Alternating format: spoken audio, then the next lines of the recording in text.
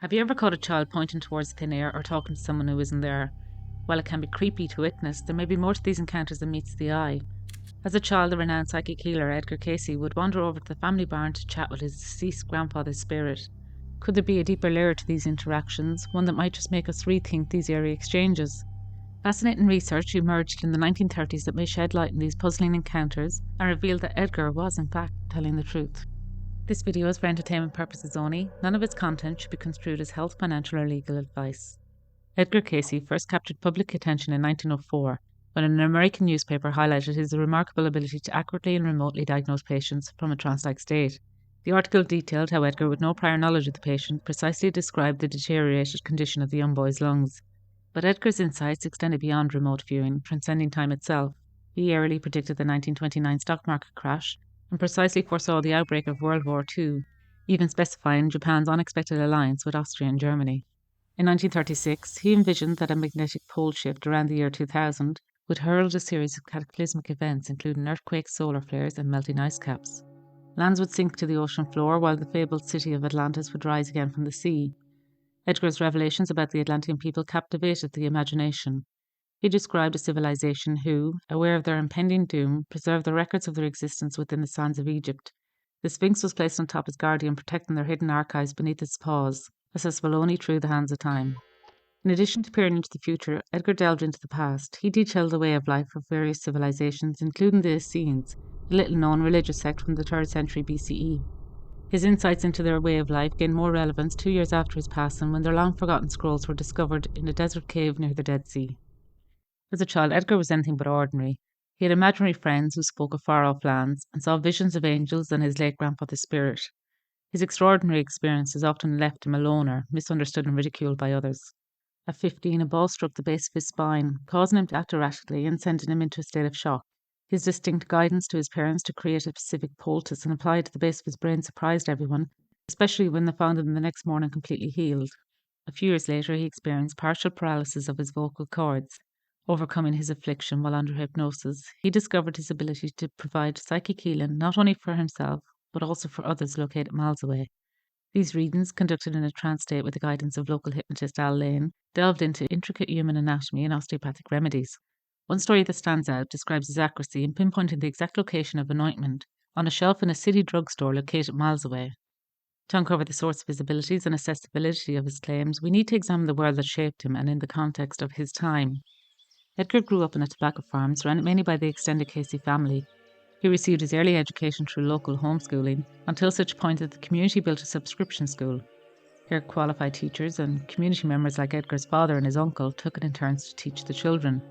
With limited stimulation and access to books, Edgar spent much of his early childhood in forced contemplation. His Bible served as both entertainment and a fuel for his imagination during those formative years. His desire to become a healer may have been stemmed by his fascination with the Bible and the extended nurturing time he spent at home, but it was amplified by his awareness of the limitations his lack of formal education might impose on finding his life's purpose. His life's path took a turn when he secured a sales job in Hopper's Brothers bookstore. Here he met the stabilizing force of his future wife, the ambitious, well-read and business-minded Gertrude Evans. Her grandfather Samuel Salter had been well connected in the area, having been a long-term member of the Masonic Lodge and the lead building contractor for many of its finest buildings. Edgar's bond with Gertrude introduced him to a wider range of perspectives as shaped by her grandfather's world. It prompted him to reconsider his evangelical aspirations and focus more on his career. He attended a business college in Louisville, invented and sold a commodity strategy game, established his own photography and psychic reading studios, and later on ventured into the petroleum business to generate funds for his ultimate goal of establishing a hospital. While Edgar was quite well known in his day, his extraordinary abilities would have blended into the crowded landscape of medium psychics and faith healers. His insights may not have stood out significantly from those of the average person, especially considering the context of medical care at the time. In those days, while doctors, specialists and magnetizers provided recommendations, the majority of patients were cared for in their own homes, the place where they would ultimately pass away. Families were familiar with healing techniques as they exhausted homemade remedies, poultices and herbs in their quest for cures. Newspapers were full of healthcare testimonials, and the local general store provided the essential supplies in the form of basic goods located on simple shelves and always in the same familiar spots unchanged throughout the lifetime of the store. But Edgar's story was different from other psychics of his time. Deeply religious and his own significant skeptic, He struggled with the media's tendency to exaggerate the truth in their efforts to set him apart. Newspapers depicted him as a quiet young man of the strictest integrity, uninterested in profiting from his extraordinary abilities. They also portrayed Edgar as quite an illiterate man in his normal state, ignorant of medicine, surgery, or pharmacy. Edgar's integrity remained a consistent theme. He grappled with concerns about the source of his knowledge and was worried that his very public involvement in hypnotism would jeopardize his cherished childhood connection with the church. But the apparent contradictory association with both church and hypnotism puzzled his critics. They questioned his financial motives, especially when, within 2 years of these newspaper articles, Edgar sued his business partner in a substantial breach of contract claim. The dismissal of this case on the grounds that charging for psychic healing was prohibited by law appeared to shed light on his earlier claims of no financial gain. The media's portrayal of his illiteracy and lack of medical knowledge was also questioned. While his formal education was limited, Edgar was surrounded by educators, had a thirst for learning, a love for reading, and had already demonstrated remarkable intelligence in numerous disciplines. His 4 years of work in a bookstore, which the newspapers could equally have described as a drugstore, granted him access to a wealth of publications and medicines. During the 10-month throat affliction that led to hypnosis, he actively consulted with various doctors, specialists, and hypnotists. Given the intensity of his search and his strong desire to be a healer, it's difficult to imagine him not extensively exploring his own medical condition. Critics dismissed Edgar as someone who simply repeated existing information. They highlight the evolution of his readings. Initially, when influenced by his collaboration with Dr. Lane, Edgar's readings addressed the body's physical needs, and only later, as Edgar gained access to esoteric books, did they take on a more metaphysical direction, delving into the mysteries of consciousness, reincarnation, and the interconnectedness of all things. Considering all the contradictions and taking into account his influences and the surprisingly vast amount of information that was available in his day, it's hard not to align with the critic's perspective. But this viewpoint loses its ground when we examine the sheer magnitude of over 14,000 readings, spanning numerous subjects across decades, and the fact that many who attempted to debunk his claims were left baffled by how closely his readings resembled medical case studies, lectures, or physicians' diagnostic reports. One particularly intriguing aspect of Edgar's readings hints at the source of his ability. It's his consistent use of the term the body, instead of the patient, specific names, or pronouns. To uncover the significance of this, we delve deeper into his readings, comparing them to contemporary medical literature. This examination revealed remarkable parallels in language, tone, style, and technicality. A 1910 newspaper article sheds light on Edgar's extraordinary abilities. In it, his father recounts his son's unusual childhood talent for absorbing lessons and solving problems while sleeping. The article gives an interesting account of the night Edgar discovered his recall ability while struggling with his spelling homework. Considered a poor performer prior to that night, Edgar went on to become the best pupil in his class, with such speed that he was held back one day by the teacher, curious to understand his learning while sleeping technique.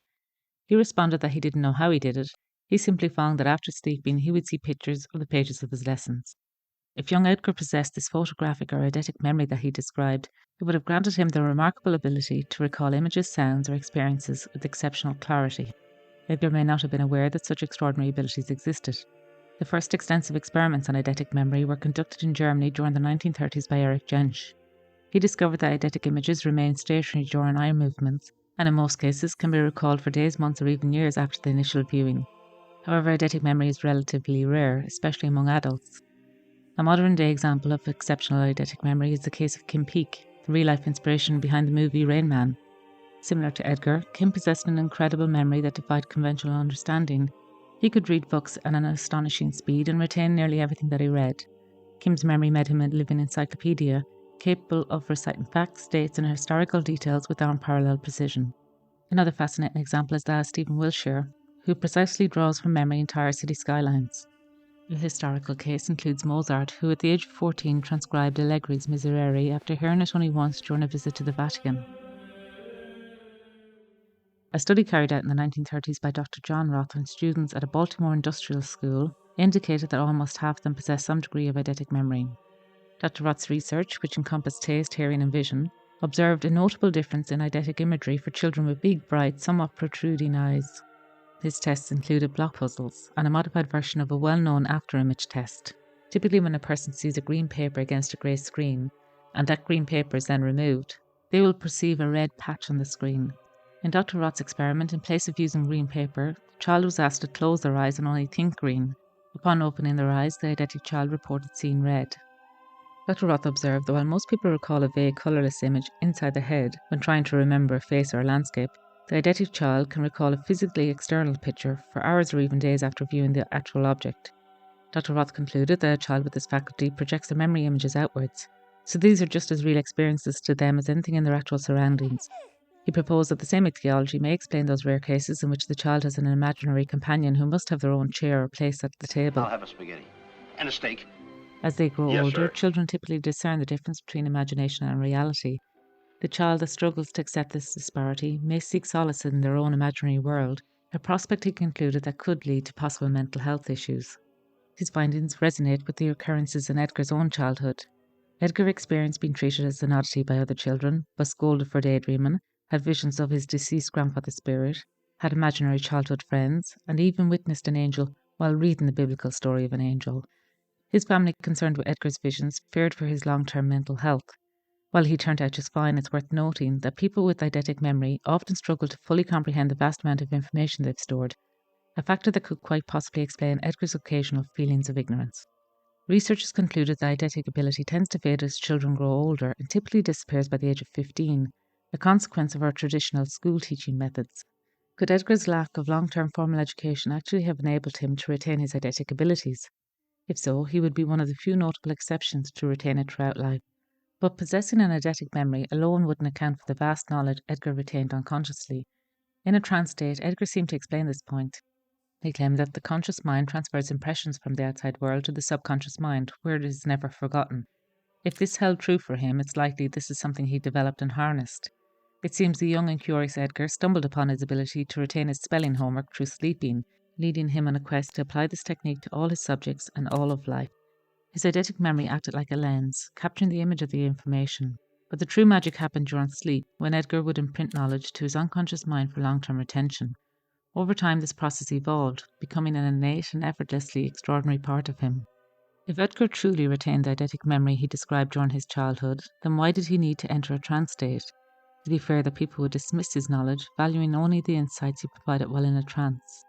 Or perhaps just as sleep enabled Edgar to process and consolidate information, the trance state enabled him to better trace and recall it, his brain selectively sifting through his unconscious for all previously stored information. When Edgar was asked about this, he claimed to tap into a universal knowledge and akashic records where past, present, future and subconscious minds were interconnected. Given that Edgar devoted his childhood to successfully mastering control over his unconscious mind, his trance state experiences provide intriguing insights into the long-debated nature of consciousness. Various philosophical theories on consciousness concur with Edgar's theory that it is a fundamental aspect of reality, permeating the fabric of the universe and time. In a previous video on animal magnetism, we explored Anton Mesmer's belief in a sixth sense.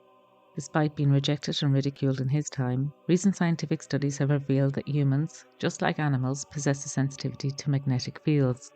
While there's no direct scientific evidence linking magnetic sensitivity and eidetic imagery, it's interesting that both seem to involve intricate working processes within our eyes.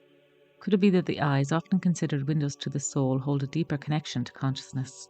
Astonishingly, groundbreaking working memory tests conducted on chimpanzees by the Primate Research Institute of Kyoto seem to echo the human eidetic research that was carried out by Dr. Roth in the 1930s. Through various trials involving visual recall, the chimps displayed incredible retention skills, often exceeding those of humans. Interestingly, and as was similarly noted by Dr. Roth in humans, younger chimpanzees demonstrated even stronger memory capabilities compared to their adult counterparts. Considering the shared trait of magnetic sensitivity in various species, we might wonder if the research on chimps suggests a potential universal memory trait. At the very least, the intriguing parallels raise questions about the interconnectedness of all things across the natural world, echoing Edgar's belief in the profound unity of all existence. Could magnetic sensitivity and exceptional memory be manifestations of a broader sensitivity to consciousness? Is consciousness a fundamental building block of the universe, interconnecting all things, perhaps even synonymous with the concept of God? Edgar had his fair share of struggles, but he mastered his unconscious mind to achieve his dreams of becoming a healer and establishing a hospital. Whether we attribute his extraordinary abilities to exceptional memory, heightened intuition, or a deep connection to a collective unconscious, his story and that of others like Kim Peek and Stephen Wilshire remind us that the human potential is boundless and mysterious. Thank you for taking the time to stay with us. If you enjoyed this video, we'd be truly grateful if you could support us by liking, subscribing, or even better, let us know what your thoughts are in the comments below. If any of it has resonated with you, we'd love to hear. Thank you and have a truly wonderful day.